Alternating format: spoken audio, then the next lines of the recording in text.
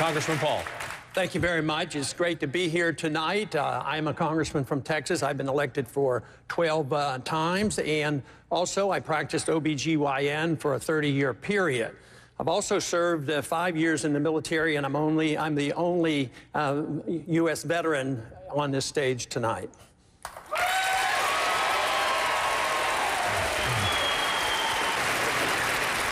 I think too often all of us are on the receiving ends of attacks from the media, and it's very disturbing because sometimes they're not based on facts, and we suffer the consequences.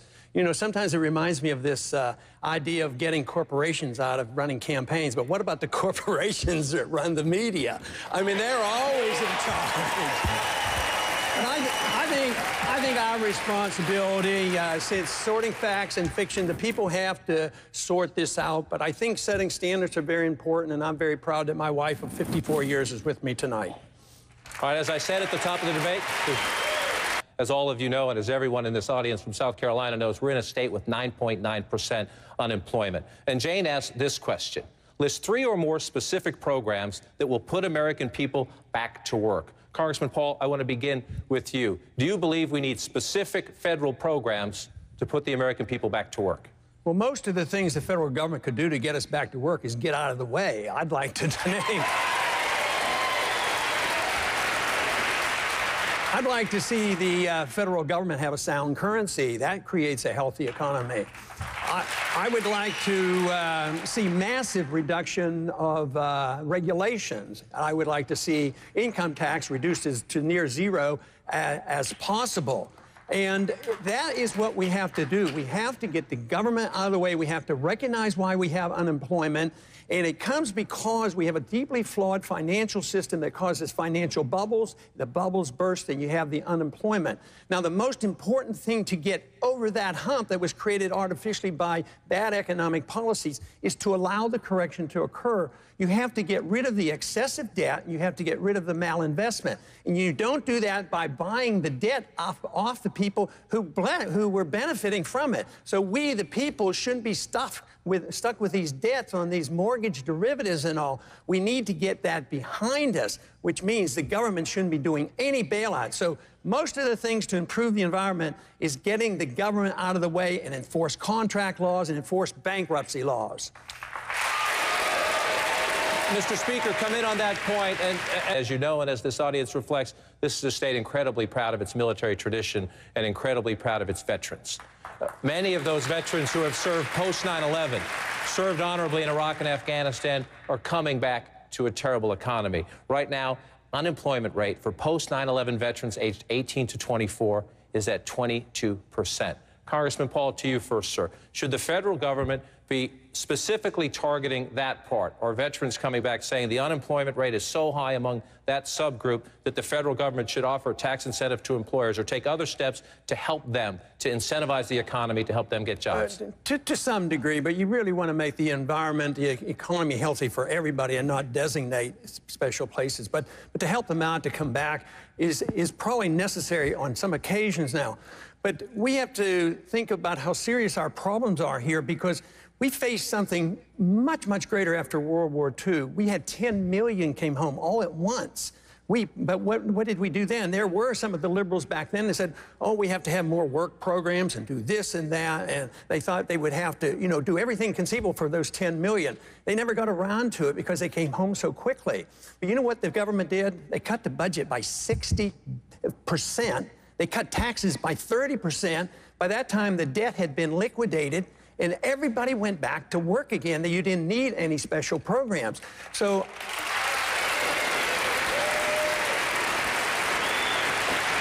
but the one thing, talking about concern about the military and the veterans, I'm very proud that, you know, I get twice as many donations from the military, active military people, than all the rest put together. So I am very concerned about them.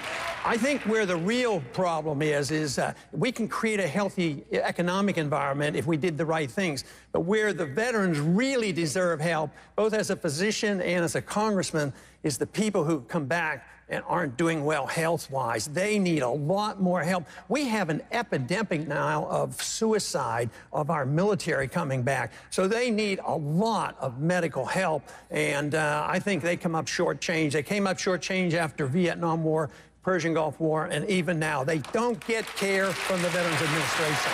I think we all agree there's a generational challenge for the country with the brain injuries and the other injuries and the suicide, as you mentioned. Congressman Paul, you have the floor. Do you trust these men to repeal Obamacare? Thank you.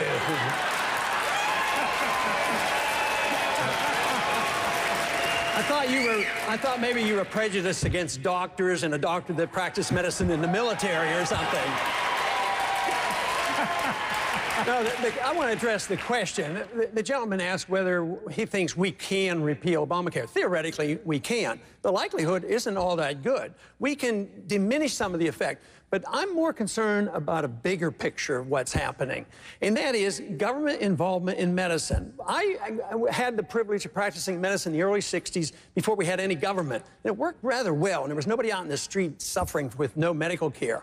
But Medicare and Medicaid came in, and it just expanded. But even when we had the chance to cut back on it, when we had a Republican Congress and a Republican president, we gave him prescription drug programs. Senator Santorum supported it. You know, that's expanding the government. So it's endless, and most of them are bankrupt. Prescription drugs, they're not going to be financed. Medicare is not financeable. Medicaid's in trouble. But nobody talks about where the money's going to come from. Now, even in my budget proposal, which is very, very tough because I'm going to cut $1 trillion the first year, but I try to really, even though these programs should have never started, but a lot of people are dependent on, I want to try to protect the people who are dependent on medical care. Now, where does the money come? My suggestion is look at some of the overseas spending that we don't need to be doing. We have troops in Korea since the Korean War, in Japan since World War II, in Germany since World War II. Those are subsidies to these countries. And we keep fighting these wars that don't need to be fought. They're undeclared. They never end. Newt pointed out, you know, World War II was won in less than 4 years. Afghanistan, we're there for 10 years. Nobody says, where's the money come? We could work our way out of here and take care of these people with these medical needs, but we can't do it with the current philosophy of the government taking care of everybody forever on medical care, cradle to grave, and being the policeman of the world. We will get rid of all this government program. Unfortunately, because we're going bankrupt and you're going to have runaway inflation and our checks are going to bounce, and that's going to be a lot worse problem than we're facing tonight. All right. I'm going to ask all of our candidates to stand by, our audience as well. We have a couple breaks tonight. We're going to take one of them now. John Marcoux from the great city of Charleston. Gentlemen, when will you release your tax return specifically? An hour ago. Mr. Speaker posted his online an hour ago. We know that. Congressman Paul, we'll come down the line. Congressman Paul, I want to start with you. We reached out to your campaign this week, and they said you would not release your tax returns. Why? Well, I hadn't thought it through. I don't have an intention of doing it, but for a different reason. I'd probably be embarrassed to put my financial statement up against their income, and I don't want to be embarrassed because I don't have a greater income. Now, I mean, it may come to that, but right now I have no intention of doing that. I think with our financial statements, congressional financial statements, I think you know more about me than I know about myself. That's how my wife found out so much about what we were doing, you know, from my financial statement. Now, I don't think people need that because nobody's challenging me because I have no conflict of interest and I don't even talk to lobbyists and I don't take that kind of money. So there's no conflict. All right. Congressman Paul, how do you revive Made in America? You have to create the right conditions to bring these companies back, and they have to bring their capital back and shouldn't be taxed.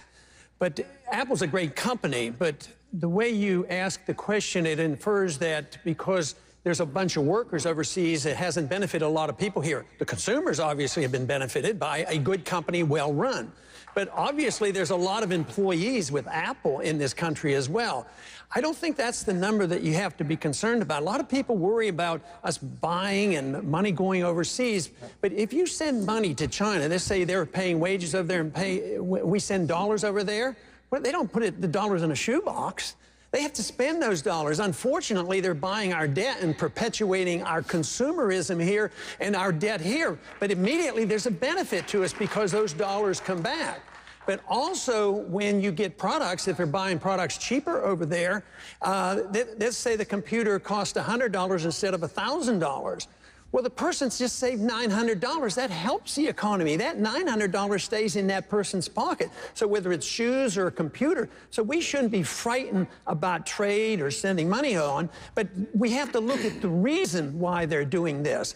I mean, even the car companies, there's obviously a problem with car companies here. They're in bigger trouble, and we had to bail them out. But there are foreign companies that build cars in this country, and they make a living out of it. So it's more complex than that, but we have to do whatever we can. I think the union problem, the right to work states, and of course I've chided Senator Santorum on this because he has voted, you know, against right to work. But we have to change these conditions to invite people back. But believe me, the regulations and the fact that we are the issuer of the reserve currency of the world is a real temporary blessing for us because it's easy for us to export our money. That's, unfortunately, our greatest export, and they're still taking our money. Soon, though, they're going to quit, and this whole ball game is going to end, and we better get prepared for it. What is your take on SOPA, and how do you believe it affects Americans? For those who have not been following, that SOPA is the Stop Online Piracy Act. Crackdown on internet piracy, which is clearly a problem, but opponents say it's censorship. Full disclosure, our parent company, Time Warner, says we need a law like this because some of its products, movies, programmings, and the like are being ripped off online. Let me start with you. I was the first Republican to sign on with a host of Democrats to oppose this law, and we have worked. We have had a concerted effort, and I feel like we're making achievement there. This bill is not going to pass, but watch out for the next one. And I am pleased that the attitude is sort of mellowed up here because the Republicans, unfortunately, have been on the wrong side of this issue. And this is a good example on why it's good to have somebody that can look at civil liberties and work with coalitions and bring people together. Freedom and the Constitution bring factions together. I think this is a good example. Those who support the law, Senator, argue tens of thousands of jobs are at stake. I can't think of any one thing that I would do differently, but I would continue to do what I'm always trying to do. One thing that I believe about a free society is it provides the opportunity for us to work for our own virtue and excellence. And in campaigning, I think I can still learn a lot about becoming a better deliverer of a message. And the conviction I have, but I think if I spoke a little slower and made more conviction, that I could do a better job. So I think in general, I will continue to work on delivering a message, which I think is a great message. All right, gentlemen, thank you. Let's get back to our issues discussion, and let's begin with a question down in our audience. Hi, I would like to ask on the issue of amnesty of the illegal aliens, how would you secure that the American citizens would keep the jobs in line first for them? Congressman Paul, you're from a border state. If this is a problem, you've heard your colleagues talk about making sure employers, companies that hire large numbers of people, making sure they get the message. They can't hire illegals. What about individuals? About a quarter of the illegal immigrants in the country work for individuals. If this is a problem, if I hired an illegal immigrant, say, to clean my home, should I be prosecuted for doing that? I don't believe you should be, because I think those laws are misdirected. That makes you the policeman, or the businessman the policeman, or the Catholic Church the policeman if they do anything to help an illegal immigrant. It should be the law enforcers, and that is the border guards and the federal government's in charge of immigration. So no, I don't agree with those laws, but that doesn't mean that I'm soft on the issue of illegal immigration. Illegal, I can't imagine anybody standing up here and saying, oh, I'm for illegal immigration. We're all against illegal immigration. But I think what we fail to do is look at the incentives. And it has a lot to do with economics. There's an economic incentive for them to come, for immigrants to come. But there's also an incentive for some of our people in this country not to take a job that's a low-paying job. You're not supposed to say that, but that is true. But there's also an economic incentive in the welfare state for immigrants to come in. In Texas, we suffer from the fact that there are federal mandates that we have to take care of their medical needs and their educational needs, and it bankrupts some of our school districts and our hospitals. So it's those mandates. But we need a more generous immigration policy. It should be legal, but we need more resources. But I find that the resources are all overseas. When I was in the military, I was on the Pakistan-Afghanistan border, and that is a no man's land. You can't see the border. At least we can see the river south of Texas. We know where the Rio Grande is. Over there, we can't see it. But we're over there fighting and dying over that border, looking for problems. Why don't we take those resources and quit pretending we can defend those borders and put them on our borders and take care of our needs here? Go ahead, Mr. Speaker.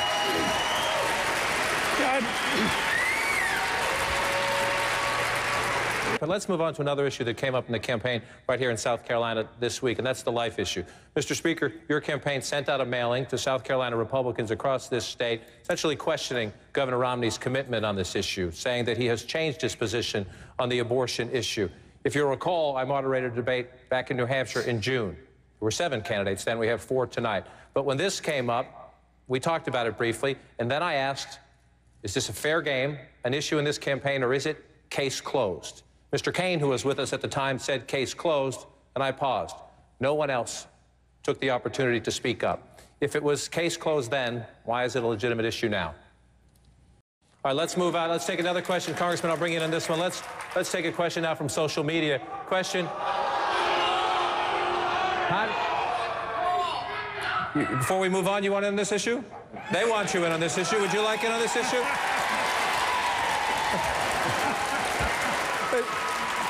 But John, once again, it's a medical subject, and I'm a doctor, you know. No, I do want to make a couple comments, because I can remember the very early years studying obstetrics, and I was told, and it was before the age of abortion, and I was told, taking care of a woman that's pregnant, you have 2 patients. And I think that solves a lot of the problem about, you know, when life begins and all.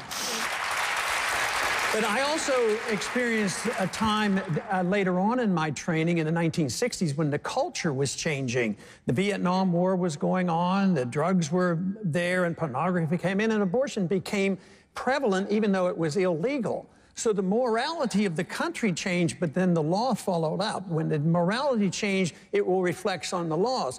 The law is very important. We should have these laws, but law will not correct the basic problem, and that's the morality of the people that we must do.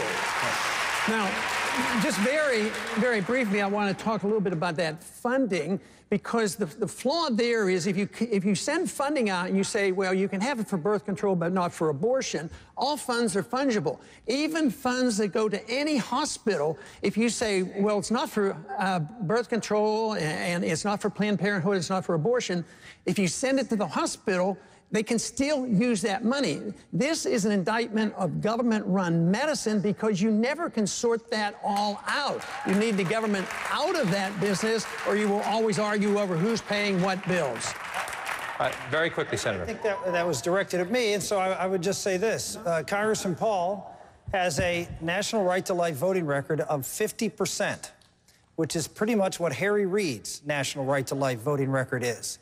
So to go out and say that, you know, you're someone who stands up for the right to life, you repeatedly vote against bills on a federal level to promote the right to life, and you say that this is an individual personal decision or state decision.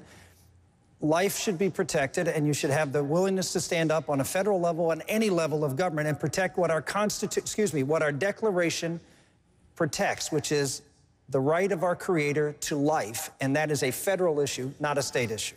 Quickly, sir. Well, just for the record, I wasn't even thinking about you when I was giving my statement, so you are overly sensitive.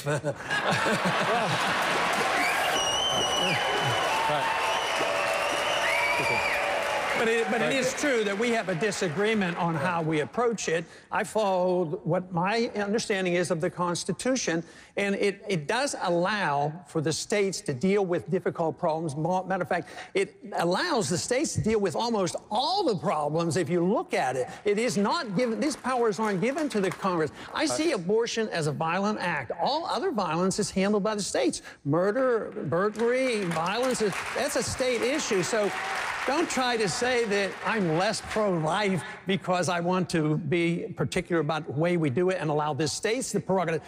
This is the solution. This is the solution, because if we would allow the states to write their laws, take away the jurisdiction by a majority vote in the Congress, you repeal Roe versus Wade overnight instead of waiting year after year to change the court system.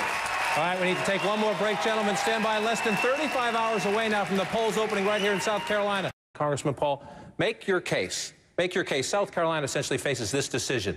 Not so fast. Let's continue the race, or embrace Governor Romney. Make your case to the people of South Carolina in these final hours. Well, South Carolina is known for their respect for liberty. And a lot of people will ask the question, they will ask the question in a way, what will you do for South Carolina, or what will you do for New Hampshire, what will you do for the various states?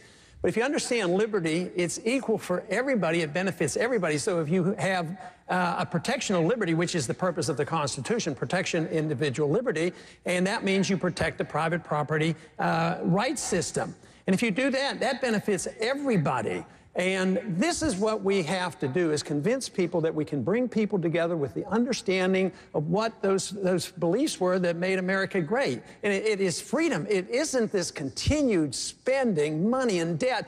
This is the reason we're in a mountain of debt, and we have to deal with it. We really never even got around to talking about that tonight. And one of my very modest proposals, my modest proposal is in the one first year, cut $1 trillion out of the budget to get started. Because the debt bubble is the great burden. It's a burden to all of us. And as I mentioned earlier, these programs are going to go down if we don't get our budget under control. And we have to be willing to look at overseas spending and all of the entitlement system here in this country. Mr. Speaker.